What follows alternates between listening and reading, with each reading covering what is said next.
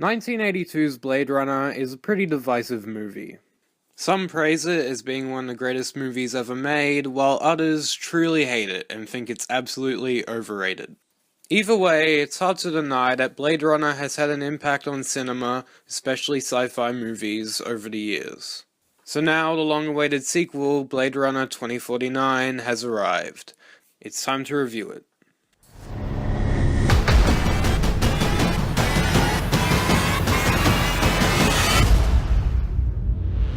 So before I review this movie, I feel like I should talk about the first Blade Runner movie. Also, I'm talking about the final cut of the movie. I kinda love this movie. Harrison Ford and the rest of the cast are great in it, it's well directed, and the villains were probably the most entertaining and interesting part of the film. Also, for a movie made in 1982, this has some incredible effects that I'd say still hold up to this day. The only problem I have with the movie, and this is very controversial, is the pacing. Now, I'm 100% okay when the movie slows down to show us the entire city. That looks incredible. But when you have scenes when Harrison Ford is just yelling "enhance" at a computer, that's pretty boring. But overall, Blade Runner was a groundbreaking movie, and I'm gonna give it a 9.2 out of 10. So for the sequel, I was actually really looking forward to it, and that's mainly for one reason: Denis Villeneuve. Also, yes, that is how you pronounce his name. Here's a clip of him saying it. Hello, my name is Denis Villeneuve. I'm the director of Blade Runner 2049. Anyway, Denis made my second favorite movie of 2016, Arrival. I originally said it was my favorite movie of 2016, but then I saw Manchester by the Sea. But anyway, we're getting off topic. The point is, Denis made a great science fiction movie that actually said quite a lot about humanity. So I think he was the perfect choice for a Blade Runner sequel. So now that I've finally seen Blade Runner 2049, I thought that it was incredible. It's not perfect, there are some minor flaws, but I'd still say it's one of the best movies of 2017. Let's start off with the positives. The movie looks beautiful. The cinematography is just absolutely incredible, and this is probably the best looking movie I've ever seen. Going into this movie, surprisingly, my biggest worry was Ryan Gosling. In the trailers, his character didn't really express any emotion, but it made a lot of sense in the context of the movie. And there were a few scenes when his character actually got really emotional. So yeah, Ryan Gosling was amazing in this. Surprisingly, Harrison Ford also gave a really good performance. You could tell his character was hiding a lot of anger and didn't want to be put in these scenarios, and... wait.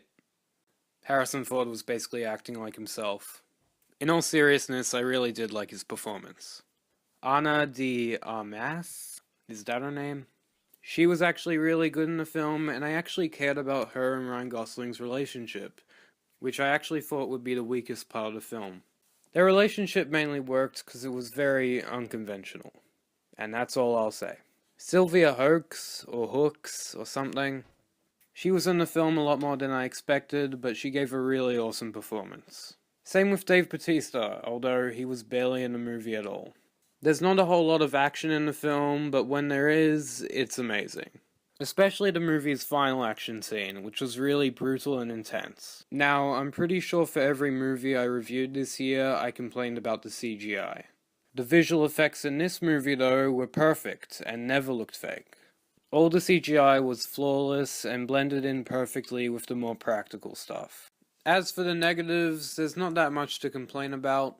Like the first Blade Runner, this movie had some themes about racism and discrimination, although in this, it wasn't very subtle. Also, like the first Blade Runner, the movie was very slow-paced. I had no problem with this when it was showing new, unexplored parts of the Blade Runner universe, but when the pacing slowed down to show us the city, which was beautiful, it did feel kinda pointless because we've seen this before. Also, without spoiling anything, I didn't really understand Jared Leto's motivation for whatever he does. I mean, maybe I missed something, but I'm pretty sure it was just left unexplained. Speaking of Jared Leto, I don't think his performance in this was that amazing. It reminded me a lot of his performance as a Joker, which I'm not a huge fan of.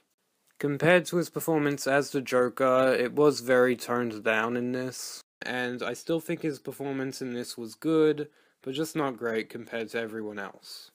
Overall, Blade Runner 2049 may actually be better than the first Blade Runner movie.